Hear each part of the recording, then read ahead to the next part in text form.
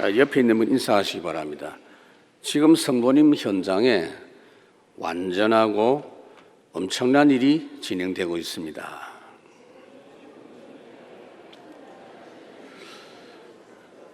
자, 우리가 세계복음화를 위해서 우리의 삶을 어떻게 살아야 될 것인가 하는 말씀을 계속 지금 삼고하고 있습니다.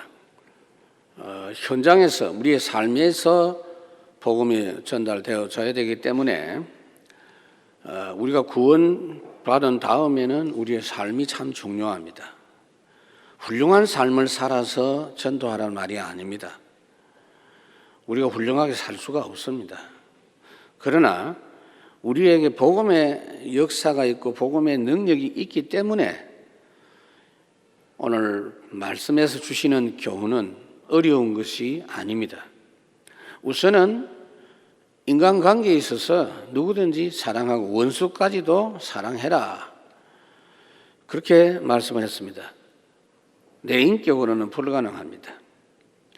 오늘 본문에서는 한 걸음 더 나아가서 모든 위에 있는 권세, 위정자들에게 복종하라. 그렇게 말씀하고 있어요. 말하자면 세상의 대통령, 왕들입니다. 여러분들이 회사의 사장이나 오너들입니다. 그 정치 지도자들 중에 보면 역사 속에서도 폭군들이 많았어요. 특히 불신자가 많이 있어요. 또 종교는 기독교라고 하는데 복음 모르는 지도자가 대부분입니다. 그런데 어떻게 그들에게 복종하라고 하십니까? 할 수 있고 그렇게 해야 전도운동 제대로 되기 때문이고 그것이 하나님의 방법이라는 겁니다. 이 말씀을 하시는 당시에 이스라엘 그리고 로마 교회 형편은 최악의 상태였습니다. 이스라엘 나라는 이미 나라가 망했고 완전 악령 충만한 왕이 다스리고 있었고 그 위에 로마 황제는 모든 세계 영적 문제를 다 갖고 있는 그런 지도자였습니다. 그런데 어떻게 그렇게 하라고 하시는지 오늘 우리나라 현장을 놓고 오늘 말씀을 여러분 받으셔야 됩니다. 우선은 여러분들이 있는 모든 현장에서 성도의 비밀을 누려야 됩니다. 뭘로 누리느냐? 하나님이 구원받을 때 주신 절대 비밀 3가지를 가지고 누려야 됩니다. 예수님께서 멸망받을 세상에 사는 성도에게 항상 먼저 찾아 누려라고 말씀하신 것이 뭐냐? 하나님의 나라부터 회복해라. 너희는 먼저 그 나라, 그 일을 구하라. 여러분 주기도를 매일 하십시오. 그냥 하지 말고 주문 외우듯이 하지 말고요. 주기도 노래를 부르는 것도 좋습니다. 마태복음 6장의 주기도에 보면 나라가 임하옵시며 그 나라의 뜻이 하늘에서 이루어진 그 뜻이 땅에서도 이루어지이다. 이것은 여러분들이 모든 현장에서 응답받을 내용입니다. 잘하라 그렇게 말 안 했습니다. 나라 응답받아라. 하나님 나라 응답 어떻게 받습니까? 예수님 구체적으로 말씀했어요. 마태복음 12장에 보면은 그러나 내가 하나님의 성령을 힘입어 귀신을 쫓아내는 것이면 하나님의 나라가 이미 너희에게 임하였느니라. 사람이 먼저 강한 자를 결박하지 않고서야 어떻게 그 강한 자 집에 들어가서 그 세간을 넉탈하겠느냐. 결박한 후에야 그 집을 강탈하리라. 이상한 비유를 들었어요. 무슨 말이냐면은 하나님께 범죄해서 공중으로 추방당한 마귀가 세상과 현장을 불법으로 장악해서 주인 노릇하고 있는 그 마귀를 모든 현장에서 먼저 결박하는 것이 날마다 우리 현장에서 먼저 해야 될 일이다 그 말이에요. 천국 가기 전까지는 날마다 반드시 먼저 회복해야 될 일입니다. 그 기도를 해야 돼요. 그 기도를. 그래서 주님이 약속했거든요. 결론적인 약속입니다. 오직 성령이 너에게 임한다 그랬어요. 나타나고 임하고 임하시면 권능을 받고 이 부분에 대한 약속은 구약 때 말씀을 해서 요엘서 2장에 보니까 이미 약속했습니다. 내가 내 영을 남녀 종들에게 물부터 부어 주시겠다 그랬어요. 그러니까 성령이 나에게 실제로 임하는 응답을 받으면 즉각 천사가 움직입니다. 구원받은 자녀들을 위해서 심부름하는 천사가 움직입니다. 오늘 이 자리에도 천사들이 역사하고 있습니다. 여러분들의 예배를 돕고 있습니다. 이 천사가 동원되어져서 활동합니다. 그러면서 하나님의 나라의 완전하고 유일한 역사가 나타나고 그 결과로 당연히 흑암 세력은 결박되게 돼 있어요. 그 결과가 그렇게 되면 어떻게 되느냐면요, 여러분들의 일터에, 여러분 직장에, 여러분 지역 가정에 이해 안 되는 문제가 있고요, 참으로 고질적으로 고민되는 문제가 해결되는 거 볼 수 있어요. 그게 바로 흑암 역사로 인해서 나타난 영적 문제다라는 것이 확인됩니다. 그리고 당장 우리가 접하는 것은 그 현장의 분위기입니다. 모든 현장의 잘못된 분위기와 잘못된 조건을 우리는 이길 수 있어요. 세상이 아무리 아름답고 편리한 현장 조건이라도 어떤 세상 현장도 하나님의 나라 역사를 환영하거나 반겨주지는 않습니다. 그래서 그 현장 세상 조건 분위기로는 절대 그 세상 문제, 현장 문제 해결 안 되기 때문에 그 조건 이겨야 되고 넘어서야 됩니다. 그래서 성령의 역사, 주의 천사의 역사, 사단이 결박되는 역사를 누리는 사람 통해서 현장이 바뀝니다. 요셉이 그걸 누렸습니다. 요셉은 아무도 알아주는 사람이었고 자기가 발언할 권한도 없는 노예 신분으로 갔는데 창세기 39장 5절에 보면 여호와께서 요셉을 위하여 그 애굽 사람의 집에 복을 내리심으로 여호와의 복이 그 집과 밭의 소유에 분위기 정도가 아니에요. 완전히 바뀌었습니다. 목사님, 그건 성경에 있는 이야기 아닙니까? 그 성경에 있는 이야기가 우리 현장에 나타나는 이야기예요. 다니엘 6장에 보니까 다니엘의 그 총리하는 그 분위기가 심상찮아요. 어떤 분위기냐? 왕이 도장을 찍어가지고 하나님 믿는 예배하는 사람 사자굴에 던져지게 딱 돼 있어요. 어마어마한 살벌한 분위기입니다. 그런데 다니엘의 기도를 통해서 그 분위기가 반전이 됩니다. 사자굴에 던져졌는데 사자들이 물질을 안 해요. 그때부터 완전 바뀌죠. 사실상 그 분위기 바뀐 것은 다니엘이 기도할 때부터 분위기가 바뀌기 시작한 거예요. 사실은 바뀌어진 분위기가 어떻죠?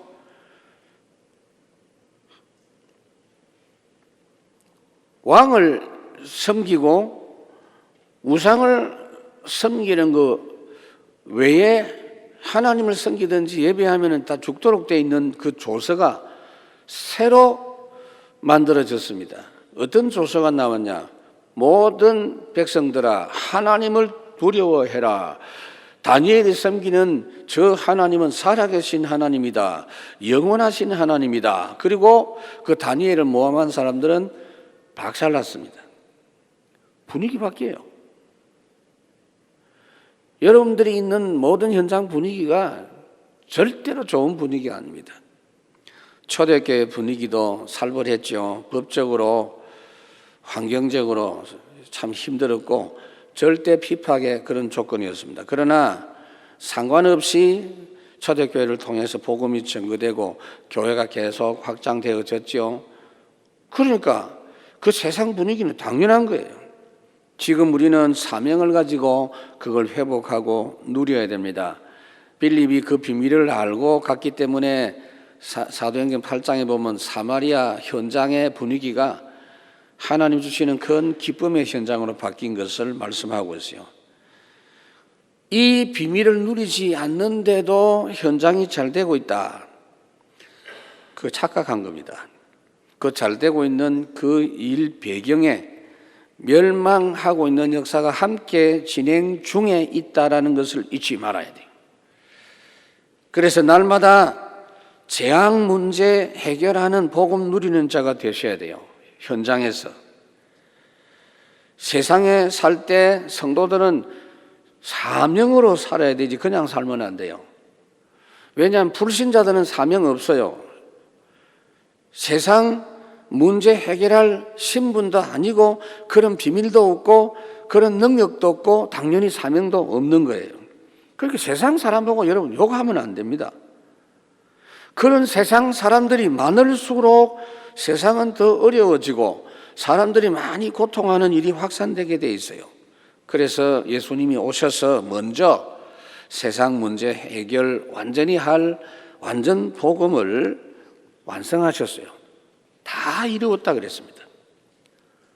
또 성도가 있는 장소마다 하나님 나라의 비밀로 함께 하시고 세상 권세, 죄의 권세, 마귀 권세 이기신 그리스도의 능력을 그리스도의 영이신 성령의 능력으로 성도들을 통해서 나타내시기를 원하십니다. 그러니까 그게 사도행전 1장 1절, 3절, 8절이에요. 알고 보면 이것이 성도가 이 땅에 살아야 될 이유입니다. 사도행전 1장이 우리가 살아야 될 이유입니다. 모든 현장에서 일하면서 기도해야 될 이유입니다. 이 이유를 모르면 아무리 훌륭한 일을 하는 신자라도 현장에서 노예가 돼요. 그게 이스라엘의 역사입니다.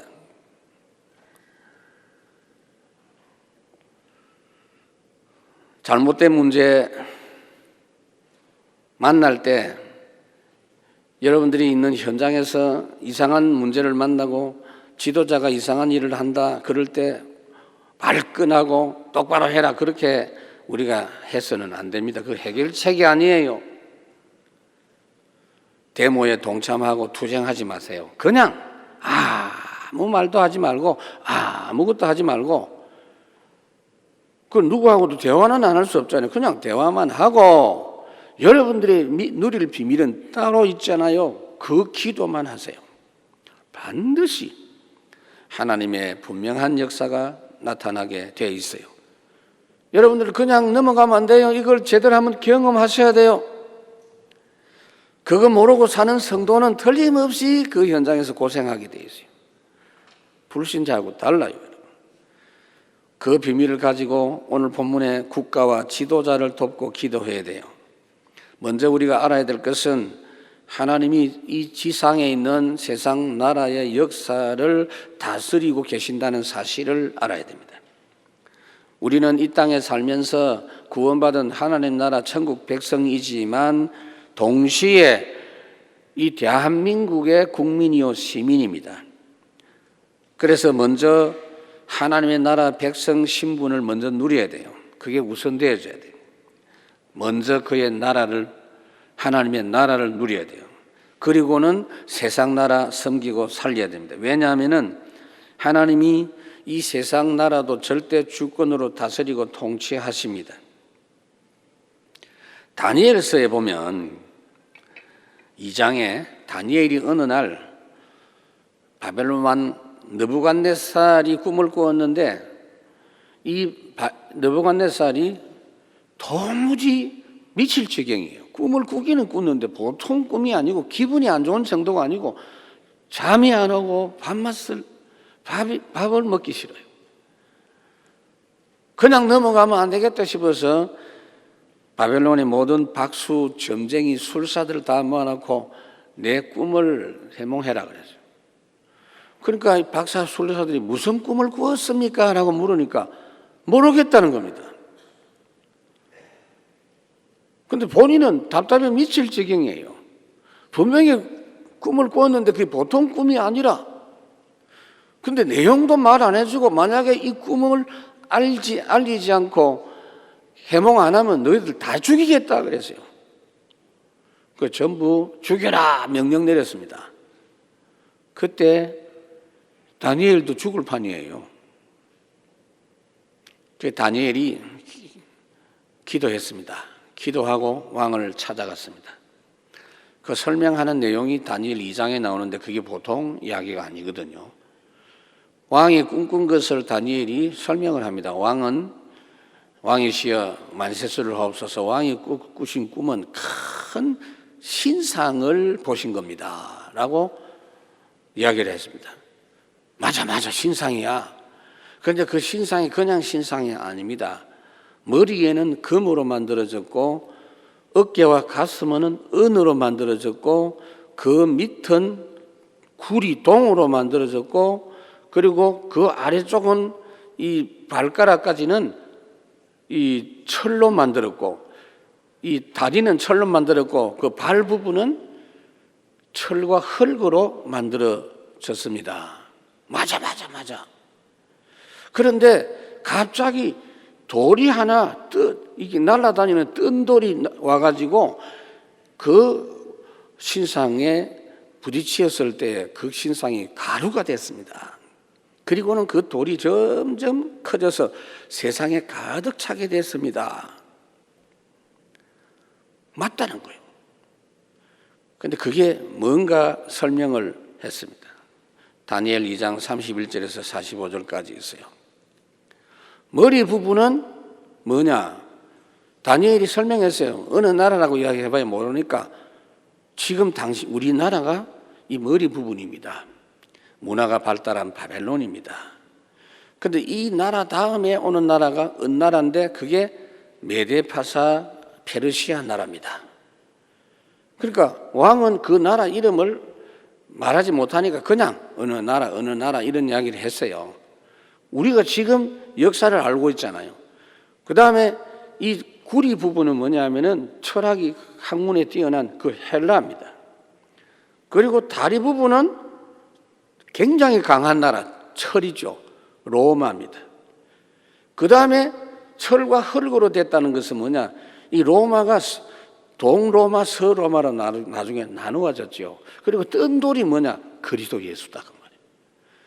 그리스도 예수님 로마 시대에 오셔가지고 세계 만방에 복음 전거되는 본격적인 역사가 일어나서 전 세계 복음 전파된다라는 것이에요.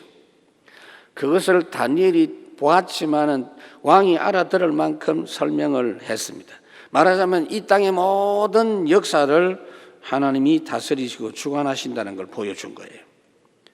그래서 세상 나라가 세워지고 망하는 것이 우연이 아니고 하나님의 간섭 속에 진행된다는 것입니다. 그럼 세상 나라가 왜 세워져 있는지 알아야 돼요, 여러분.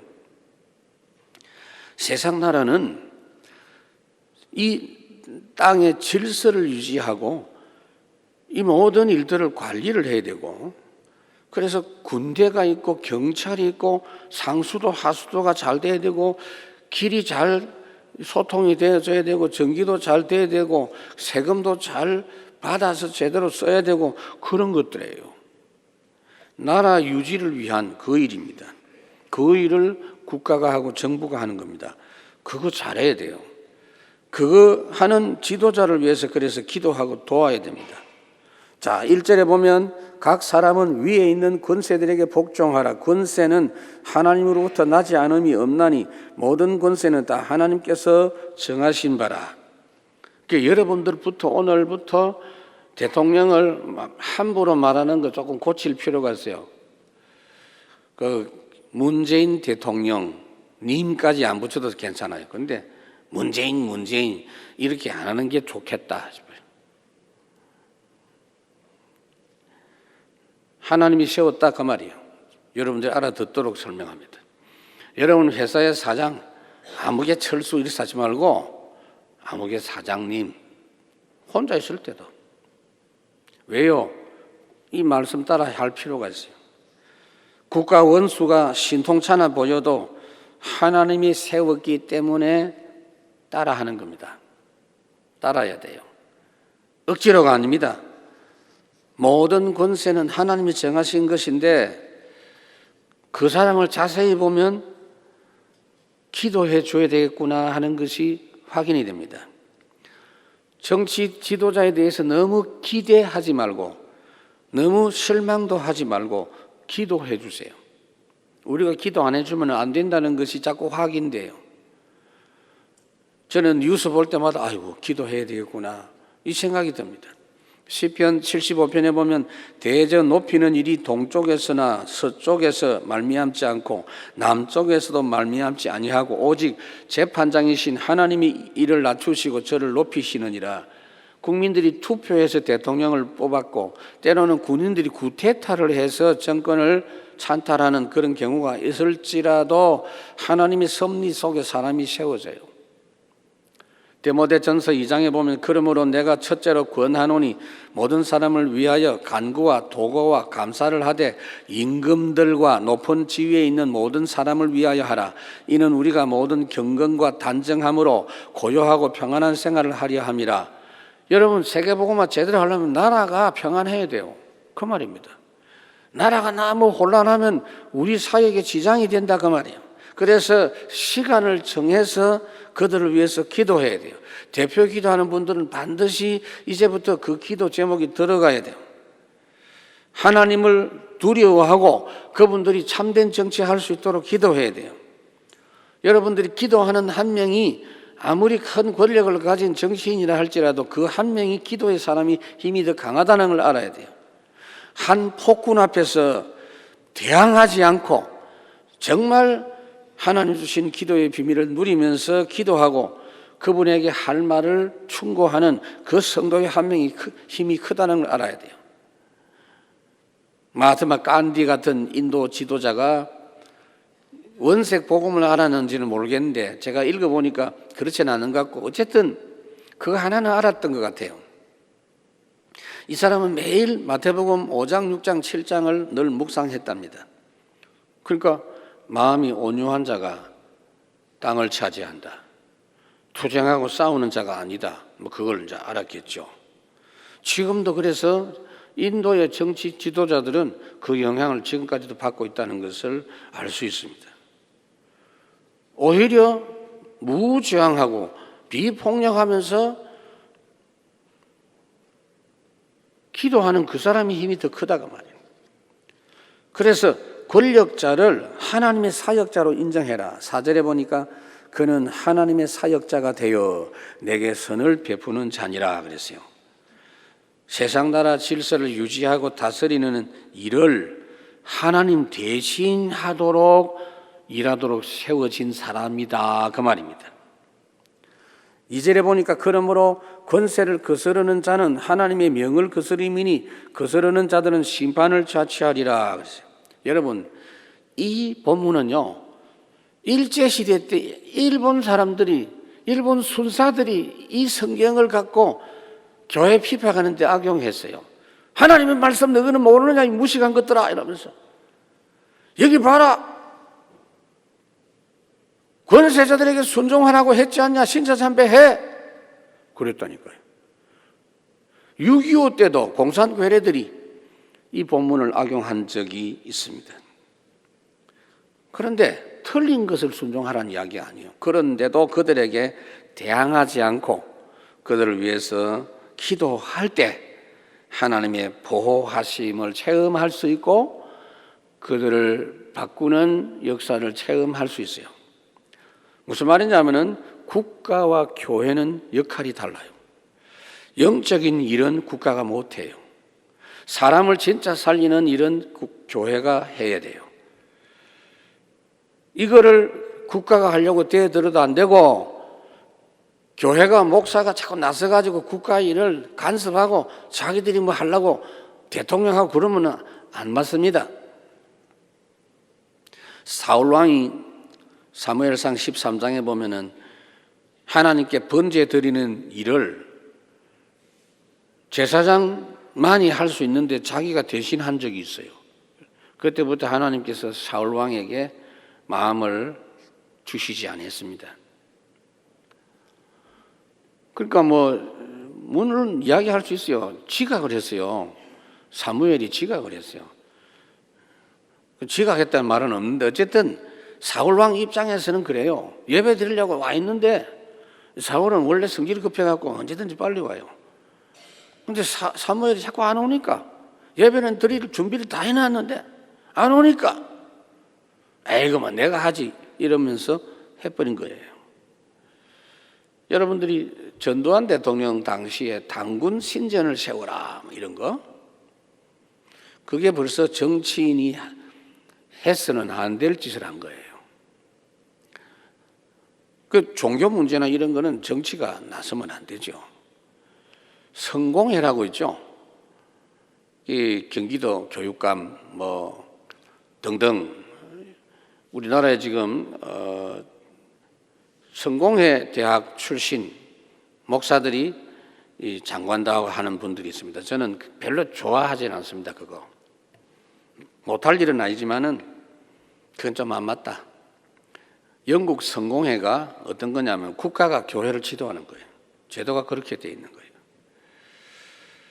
루터가 종교개혁한 이후에 지금은 독일이 어떠냐면요, 한편으로 보면 참 좋은 것 같아. 국민들이 세금을 내면 자동적으로 거기에 종교세가 포함되어 있어요. 이래 가지고 교회에 정부 예산에서 국민 세금에서 교회 돈이 가요. 그러니까 교회가 돈이 풍부해. 필요한 건 언제든지 청구하면 나와요.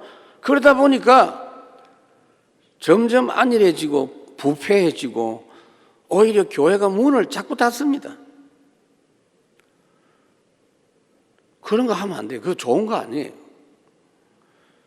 국가 할 일이 있고 교회 할 일이 따로 있어요. 지금 현재 한국 교회 참 안타까운 것이 교회 문제를 가지고 세상 법정에 나가서 자꾸 재판을 하고 판사를 보고 영적인 문제 때문에 싸움이 났는데 그걸 판결해 달라고 하니까 판사들이 골치가 아파요. 불신자가 무슨 권한이, 무슨 능력이 있어서 그걸 판결합니까? 그 기껏 한다는 게 뭐냐, 숫자 많은 쪽, 뭐 절차 있는 걸 따져가지고 창피한 일입니다. 왜 우리가 국가와 지도자를 위해서 이렇게 돕고 기도해야 되느냐? 결국은 다른 게 아니에요. 복음운동 제대로 하려고 하기 위한 거예요. 원래 목적은 그겁니다. 핍박하는 유대인과 로마 통치 상황 속에서도 예수님과 초대교회는 그들을 저주하거나 대항하거나 그렇게 하지 않고 기도하면서 도왔습니다. 왜요? 복음 제대로 전하고 나라와 현장을 살려야 되기 때문입니다.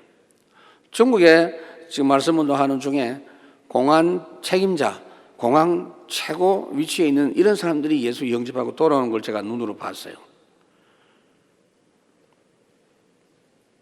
분명히 그 사람들은 예수 믿는 사람 모여가 집회하고 특히 한국 사람들이 가서 메시지하는 그건 불법이기 때문에 그 단속해야 될 사람들이 오히려 지켜주는 거 내가 경험했어요. 그분들의 영적 문제 도와줬기 때문입니다. 복종하라 그랬죠. 아유, 어떻게 복종합니까? 복종해도 돼요. 왜요? 우리는 그보다 더 큰 능력을 가지고 있기 때문입니다. 이 4절에 있는 이 내용이 하나님의 사역자입니다. 그러니까 우리가 국가를 위해서 구제도 하고 선한 일도 하고 복지도 참여하고 잘해야 돼요. 그러면서 기도하면서 순종해야 됩니다. 하나님이 살인하지 말라 그랬죠. 개인적으로 사람 죽이는 거 안 돼요. 그러나 공적으로 범법자를 사용하는 것은 하라 그랬어요. 창세기 9장 노아 홍수 이후에 피채 먹지 마라. 누구든지 피를 흘린 사람은 피값을 받도록 하겠다라는 말씀과 함께 그 이후에 율법에 보면 정치 책임자들에게 잘못된 사람 사형까지 해라라는 명령을 하나님이 내렸어요. 그게 세상 권세자들에게 있는 권리입니다. 공적인 본보기로 그렇게 하라 그 말이죠. 그래서 우리는 국가를 위해서 자발적으로 돕고 봉사해야 됩니다. 법대로만 한다 그게 아니에요. 눈치껏 하는 게 아니에요. 정말 필요한 걸 찾아야 돼요. 5절에 보면 그러므로 복종하지 아니할 수 없으니 진노 때문에 할 것이 아니라 그거 안 하면 감옥 가니까 벌금 무니까 그게 아니라 양심을 따라 하라. 누가 보든지 않든지 양심껏 필요한 걸 찾았어 해라. 쓰레기 분리수거도 잘하고 분리수거 그것도 좀 머리가 너무 나쁜 사람은 힘들겠더라니까요. 그 며칠 전에 꽃게 먹었는데 이거는 어디다가 버려야 되지 내 생각해 봤다니까요. 그러니까 찾아보니까 그거는 일반 쓰레기더만요. 그래. 그 음식 쓰레기가 아니더만요. 내가 좀 압니다. 계란 껍질 이런 거. 그거 여러분들 잘해야 돼요. 주로 제가 이제 쓰레기 분리수거는 담당이 접니다. 우리 집에서. 그렇게 해요. 제가. 어느 날 보니까 어떤 아줌마가 나무 밑에다가 음식물 쓰레기 봉지 놔두고 싹 가더라니까요. 그래서 제가 가가지고 보니까 음식 쓰레기 그리고 들고 근데 이 아줌마가 봤어. 내가 가서 딱 버리고 있는데 막 도망가더라니까요. 제가 참 힘든 게 주차 티켓 뜯기는 게 지금 힘들어요. 그래서 저는 티켓을 좀 받습니다. 일부러 받는 게 아니고 주차할 데가 없어. 그래가지고 어디다가 주차를 해야 될지 그래가 뭐 이름 봐야 되겠고 근데 그것도 좀 제대로 해야 되겠다. 그래서 다음에는 걸어오든지 차라리. 왜냐하면은 나도 되고 너도 되고 돼버리면 안 되거든요. 베드로전서 2장에 보니까 인간의 모든 제도를 주를 위하여 순종하되 혹은 위에 있는 왕이나 혹은 그가 악행하는 자를 징벌하고 선행하는 자를 포상하기 위해서 보낸 총독에게 하라. 왕이나 총독에게 하라. 곧 선행으로 어리석은 사람들의 무식한 말을 막으시는 것이라 그랬죠. 우리가 전도운동 해야 되기 때문입니다. 나라 잘 섬기는 게 근본 목적은 아니에요. 세계보고만 해야 되기 때문에 최선을 다해서 나라와 사회를 돕고 봉사할 것입니다. 세상 사람들이 할 말이 없을 정도로 확실하게. 해마다 우리는 세계 렘넌트 대회를 하는데 지금 킨텍스, 부산의 백스코, 광주의 김대중 센터, 대구의 엑스코 이런 도시에서 WRC 서로 유치하려고 합니다. 부산이나 대구 같은 데는 돈 몇천만 원씩까지 내놓으면서 지원하면서 하라고 합니다. 왜냐하면 너무 잘하니까. 2만 명이나 되는 사람들, 특히 학생들이 식당에서 밥 먹는 게 아니고 도시락 먹는데도 깨끗하고 너무 칠서정연하고. 우리가 뭐 특별히 캠페인 하는 것도 아닌데 우리 렘넌트들은 뭐 당연한 듯이 그렇게 하는 건데 바로 그겁니다, 여러분. 그 WRC 때만 하지 말고 딴 때도 그거 잘 해야 돼요. 그래서 모든 사람 살리고 모든 지도자 치유하자. 복음 사역을 위해서 최선을 다해서 봉사해야 돼요. 6절에 보니까 너희가 조세를 바치는 것도 이로 말미암음이라 그들이 하나님의 일꾼이 되어 바로 이 일에 항상 힘쓰느니라. 세상 나라 잘 되도록 하기 위해서 예수 믿고 교회 사역하는 건 아니에요. 세상 사람, 세상 권세자들이 절대로 할 수 없는 구원 사역과 시대 재앙 문제와 영적 문제 해결하는 복음 운동을 세상에 펼쳐야 되기 때문에 그 현장에 먼저 보살피고 섬기는 일을 잘해야 된다 그 말이에요.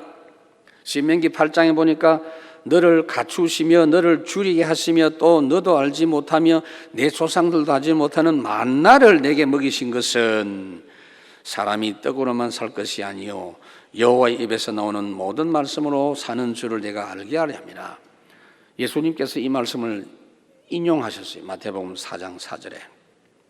그러니까 밥 잘 먹고 잘 사는 게 목적이 아니다 그 말이에요. 하나님의 말씀이 현장에 들어가야 되기 때문이다. 세금 제대로 내라. 여러분, 세금 제대로 내야 돼요. 우리나라에는 원래 종교인들이 세금 안 내도 종교인들은 뭐냐면은 사례지 월급이 아니에요. 그리고 교인들이 다 세금 낸 그 돈에서 헌금하기 때문에 안 해도 된다. 이렇게 지금까지 안 했는데 원래부터는 합니다. 저는 참 좋아요. 저도 지금 세금 내고 있어요. 매달 내요, 매달. 지난번에 우리 교회 땅 구입하고 건축하는 과정 속에서 안 내도 될 세금을 몇 천만 원 냈어요. 근데 기분 안 나빠요. 세금 냈는데 뭐 불이웃 돕기도 할 건데 뭐가 문제입니까?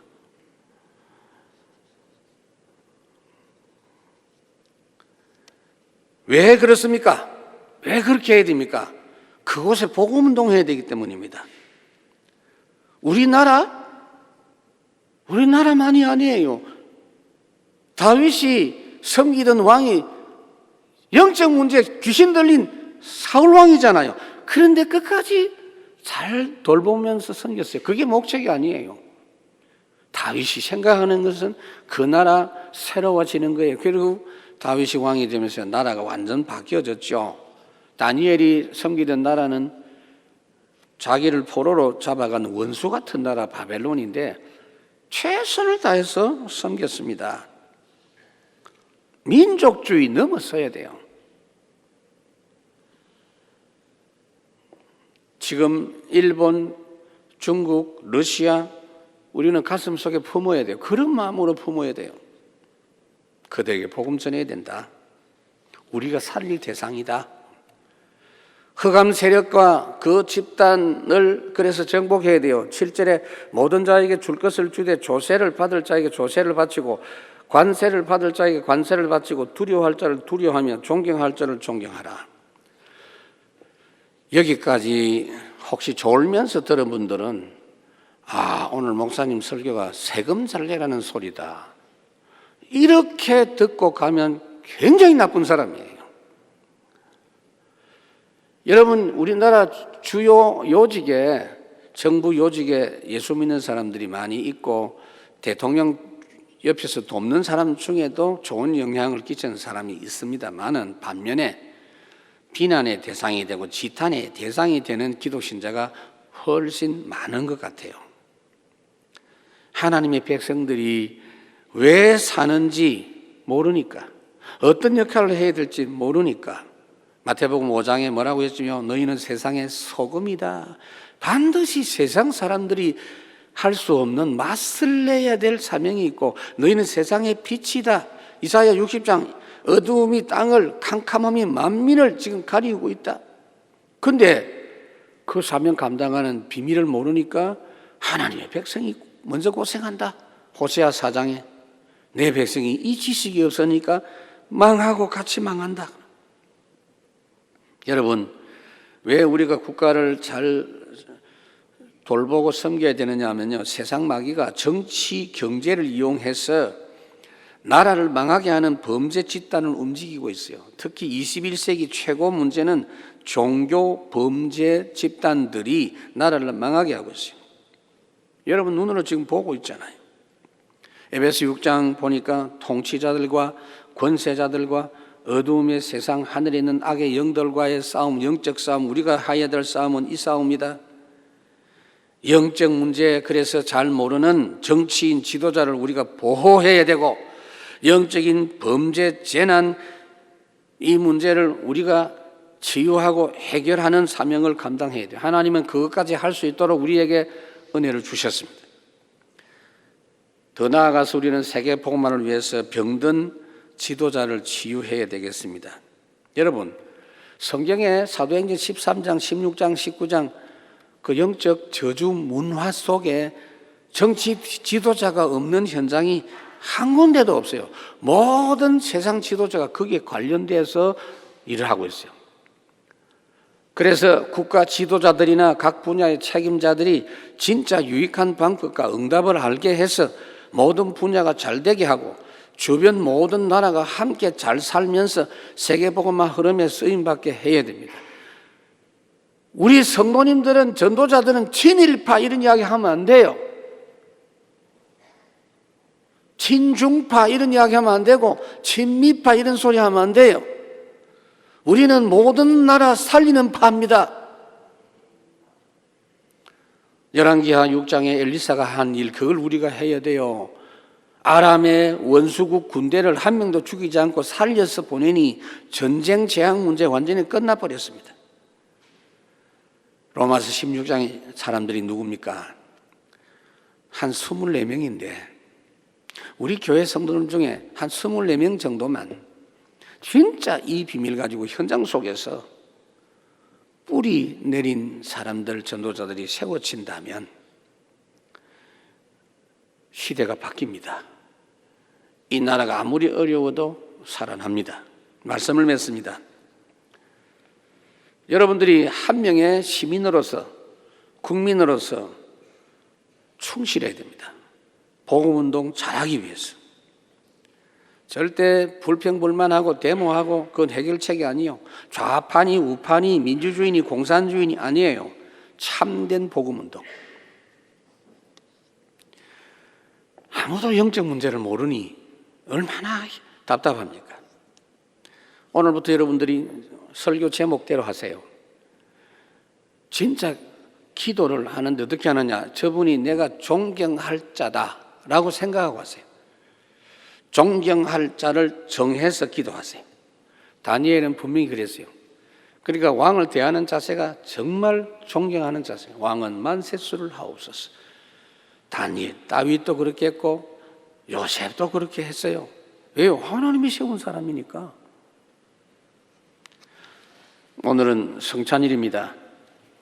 여러분들이 오늘 성찬식을 통해서 하나님의 깊고 넓고 크신 긴 계획을 볼 수 있기를 바랍니다. 주님은 세상 끝날까지 역사 속에서 이렇게 우리를 권면하고 계십니다. 진실로 진실로 너희에게 이르노니 믿는 자는 영생을 가졌나니 내가 곧 생명의 떡이니라. 너희 조상들은 광야에서 만나를 먹었어도 죽었거니와 이는 하늘에서 내려온 떡이니 사람으로 하여금 먹고 죽지 아니하게 하는 것이니라. 나는 하늘에서 내려온 살아있는 떡이니 사람이 이 떡을 먹으면 영생하리라. 내가 줄 떡은 곧 세상의 생명을 위한 내 살이니라 하시니라. 오 주님, 우리를 주님께서 치료하시되 눈을 넓게 열어 주시오. 편협된 생각들을 꺾어 주옵시고 우리 개인의 삶에만 묶여있는 어리석은 껍질을 벗어나게 해 주옵시고 무조건 날마다 복음의 능력 힘입고 나의 현장 속에서 하나님 나라 누리면서 현장을 살리고 섬기는 이 일을 통하여 진정한 복음운동이 진행될 수 있는 전도자가 되도록 오늘 성찬식을 통해서 우리를 치유해 주옵소서. 우리 주 예수 그리스도 이름으로 기도하옵나이다. 아멘.